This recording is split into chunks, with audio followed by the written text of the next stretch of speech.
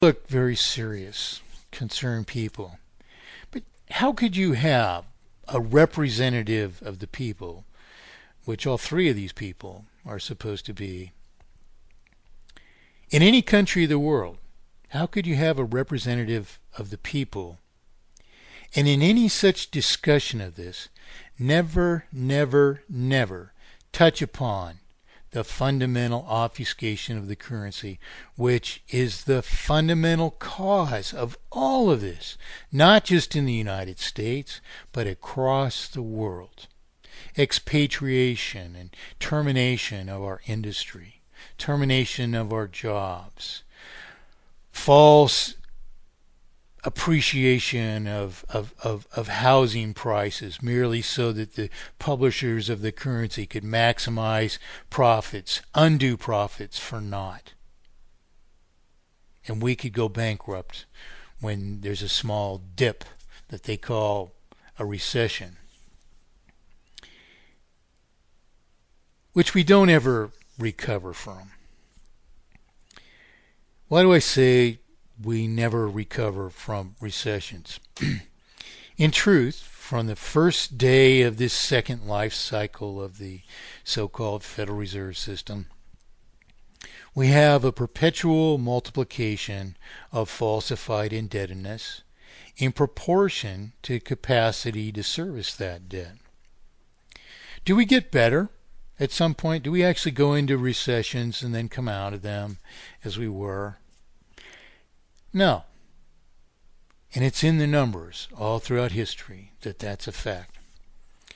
Well, people say, well, we did better, we sold more. Yes, we had to sell a lot more. We had to produce a lot more. We might have had to have compromised quality tremendously to do that, to a market, to maintain prices to a market which can't afford increased prices, while industry is forced to increase its prices by or tremendously increase its production and consumption, owing to having this escalating sum of falsified debt saddled upon it.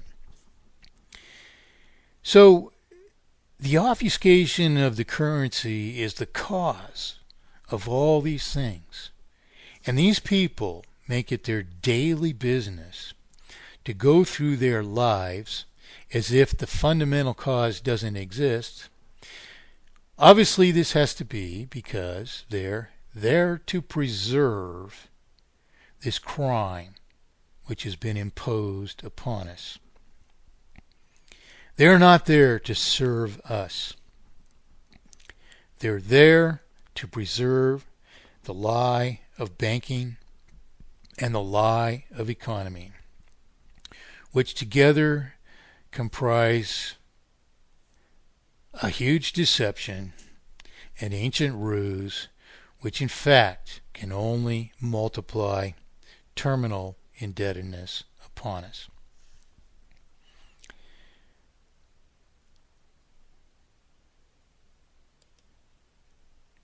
There's only a few other sentences of this article. One that sticks out to me here.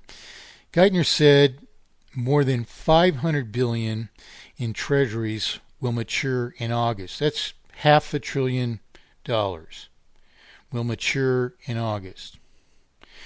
Now, it's not right for us to think that the federal government is itself committed to pay $500 billion in 1 month. That comes from the people. And if it can't come from the people, that's how much the principal is going to increase, that is going to be extracted from the people eventually, if this system is ever, forever to be considered just, and the people are made to pay the bills which have been imposed upon them. And that will just be the principal of the further debt that's accumulated in just August.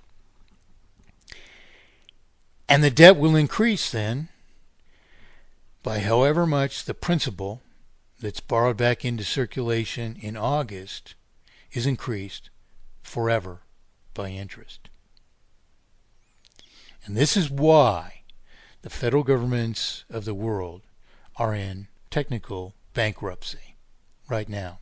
There's no way for them to recover, and there's no way for we the people to pay the phenomenal unjust costs that they have imposed upon us by this obfuscation of the currency. So this is why mathematically perfected economy, in turn, imposes principles upon government which government must comply with in order to preserve our right to true economy. And so it isn't a separate subject.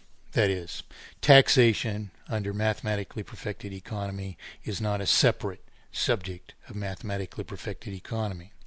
The very same principles of mathematically perfected economy apply to taxation. You have in every case that the federal government spends money, you have an obligor, which is we the people. Whoever should assume this debt is the question. And there's a great number of not so much a great number, but there's a great number of instances of breach of principle in taxation across the world today.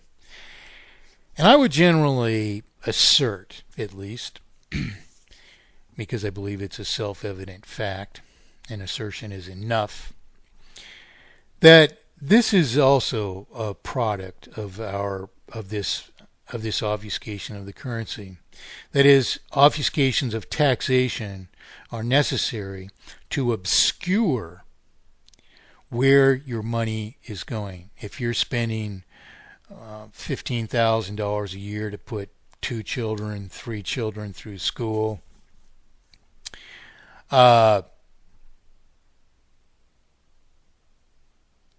it's undesirable for you to know that 2/3 of that are going toward interest imposed by 12 private corporations that merely publish further representations of our obligations and impose interest upon those in such a way as is going to perpetually increase the cost of putting so many children through school, which of course in the end compromises the quality of education, because we can't pay for quality education, and because everyone has abandoned principle. Everything is not what it was originally intended to be any longer. When you have breach of principle, you generally have a broad abandonment of principle, not only by the perpetrators, but everyone who has to engage them and relate to what their deeds are, and so forth. So mathematically perfected economy imposes the very same obligations on government. That is, it makes government's obligations what they in fact naturally are. In other words, if these people here need a bridge across this river, those who benefit from the bridge should pay for the bridge. It's only right. Now, if we want to spread those costs across the country, that's our prerogative. And so, when we do decide to do that, how do we pay for these things now? You may remember that I gave a story in my essay, Parable of Perfect Economy, which has been used by the advocates of spending money into circulation wrongly ever since. In other words, the essay introduces this idea of spending money into circulation, in which there were 2 townships on opposing sides of a river, and one built a grist mill and the other built a lumber mill. And foreseeing future demands, these mills were both built far beyond their original expected needed capacities. And then one day, being as this river was unfordable and unnavigable and whatnot at different times of the year, some men who specialized in bridge building proposed that they build a bridge across the river. And they decided how much it would cost and how much they needed to be rewarded for their work. And they presented a proposition to do this, and the towns heard this proposition and discussed it and eventually agreed. And in this story, I have them simply issue the money to pay the producers of the bridge, with this funding the further production of both mills, which would transpire as a result of that. Only saying in this story that this does not cause inflation, that this is not inflationary. And as I've explained, this was an embedded fault. Of course, in the story I have Franklin explaining this to tell the British how to fund government without taxation. And so, the people that I would, explain this before would usually be in awe of this story, that you could fund government without even any taxation. But in truth, if we return to our principles here, we can understand that this is not, it doesn't resolve all the issues, because that money stays into circulation. And indeed, that might be the general need for that much further circulation. We might only need ever and ever and ever further, although there are natural limitations to how much. And when we reach those, we would have to return to principle. And we would find that we needed to faithfully adhere to principle since the very beginning in order to make things right all the while. And what is that? That is that those who consume of something need to pay for it, because every unit of circulation has to be retired from circulation in accord with consumption of whatever property was represented. Because this, and this alone, justly distributes costs and solves all of the categoric faults of any prospective monetary design. It solves inflation and deflation because you're paying principal out of circulation at the rate that you're consuming of the related property. So there's always the money to pay for the rest of it, because the remaining value equals the remaining circulation that represents the property. And so the people who consume of the bridge, like we consume of anything, are paying for it.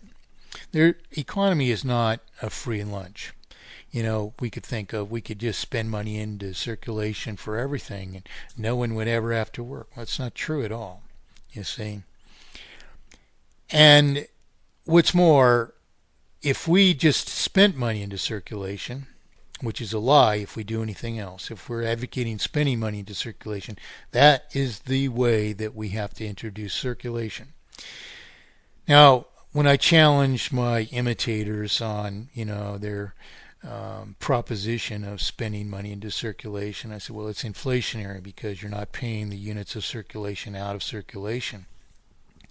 And they say, oh, no, it's not. There is a way to pay them out of circulation, and that's taxation. Well, if you're going to pay the units out of circulation, then what's the just amount of taxation? And who should justly pay for it? These are the very rules that are prescribed in our promissory obligations in mathematically perfected economy. So basically, taxation under mathematically perfected economy amounts to this. It amounts to government determining what the people need and officially and formally organizing a promissory obligation on the behalf of the eventual consumers of the related property, and providing means for them to most justly and efficiently pay for what they consume as they consume of it. So, by the principles that I've just mentioned, how would we pay for roads, for instance?